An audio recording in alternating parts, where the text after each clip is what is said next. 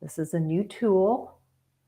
It says I'm live, and I'm supposed to be able to see chats here. So let's see. Let's have fun with it anyway. And what a perfect topic, befriending our inner critic. We all have voices inside. I think this is probably one of the top three reasons I've gone down this path of self-improvement. As a kid, my father was so hard on himself. I mean, he literally just crushed himself into the ground. And so, as a child, we do not have filters yet. So, from 0 to 7 years old, we're just taking in all of these unconscious habits that we see our parents do.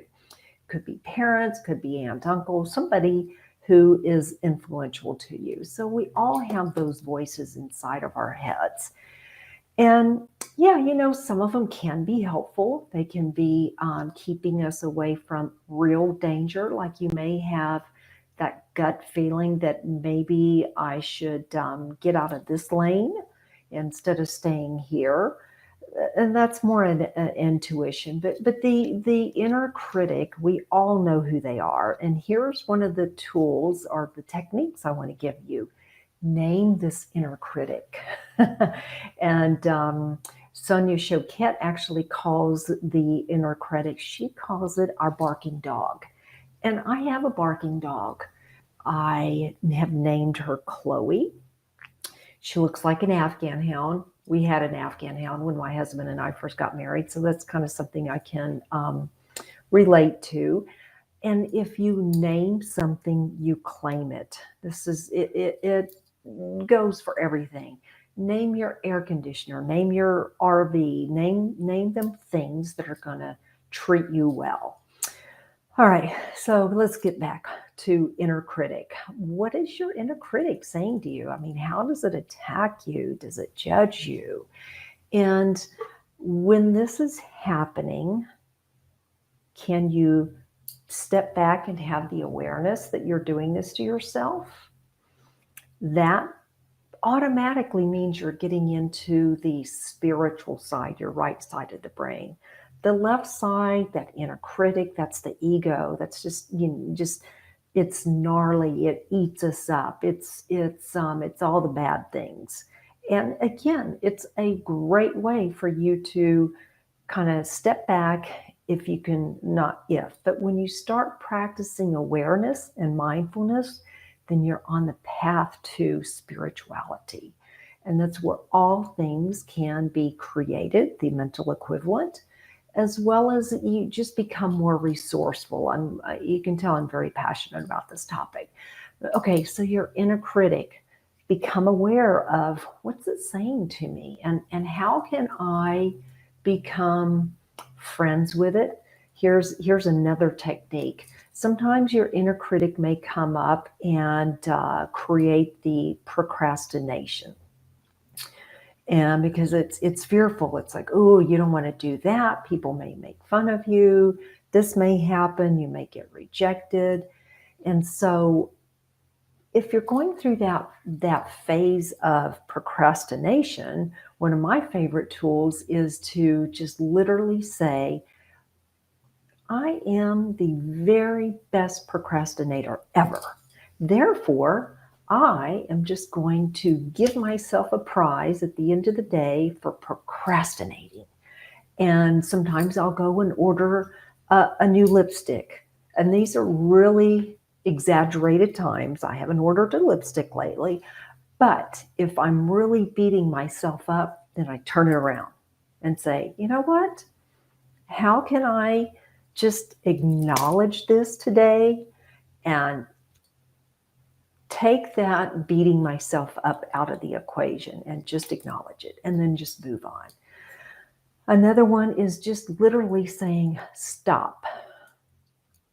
Is what am I thinking in this moment? Again, awareness, right side of your brain. What am I thinking? Is this feeling good for me? Yes, no. This is real simple. If it's no, then you want to replace it with something that does make you feel better. And you can do this. This is a learned technique. It's been proven at Harvard University with, I cannot remember his name, Tanza. I'm going to say Rudy Tanza, Harvard neurologist, and they have proven we can catch ourselves in these moments and then replace that with something healthier as far as a mindset, and it changes the biology in our bodies from the cortisol and the bad hormones to the good stuff. I'm always really good at simplifying and giving you really highly technical terms. So again, how can we befriend this inner critic, become aware of when it's just really overcoming you. And here's another technique. When it's happening, step back, grab your journal, something to write, and say, okay, if I do this, what is the worst possible case? Let's say you haven't been to a networking meeting in a long, long time. I just noticed something in Dallas. They had 900 people show up, when I think in the past a good one was like 250. So there's a pent-up demand. Are you a little bit apprehensive about going into that? Change that to, ooh, I'm really excited about this, because your mind doesn't know the difference.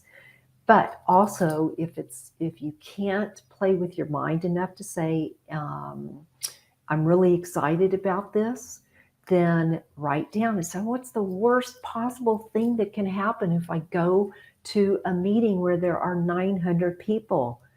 What, you won't have a conversation with someone? So what? It's very unlikely. But just, again, write it down and just get it out of your system. Sometimes that's all we have to do, because I find personally, when I'm in that journaling mode, sometimes I'll just, my husband will say, what are you writing?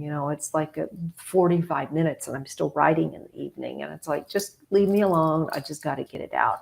And honestly, sometimes that's all we need. So try it.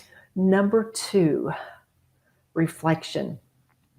Think about the risk that you've taken in the past. What was your judging, your mindset, that barking dog? What were they saying to keep you safe? And then what was the great thing that came out of it because you overcame that? So start reflecting on those little wins that you've had, maybe big wins. Number 3, give gratitude for the inner critic, like I started in the beginning. If you are just having one hell of a day where you cannot do anything nice for yourself, then write a letter and say, oh, dear Chloe, you're the best barking dog ever. You have fun with it. Just be creative. Again, when you can do this, you're getting over to the right side of the brain, you're creative, and just let it flow. All right, so I've given you 3, maybe 4 or 5 techniques. Just think about, okay, so I've got this inner critic. How can I befriend it? If I can't befriend it, how can I name it and claim it? And again, by doing this, you're creating another relationship with it. Maybe you want to give it a prize for the day for creating the best procrastination ever, ever, ever. And again, many of these are techniques to help you get into a more reflective, looking from another perspective. And that takes us out of the ego, because that inner critic is the ego, and ego is very contracted, fearful. You don't want anybody else in. You want to protect yourself. So do something to open up. In fact, let's end this with just breathing out, bringing in love, and then hugging yourself. Just breathing in, coming back in. Just practice, moving and getting more openness here. All right, let's see how this new tool is. I see no chats here, but that's because I just went live. This may or may not stay out there. If you do see it,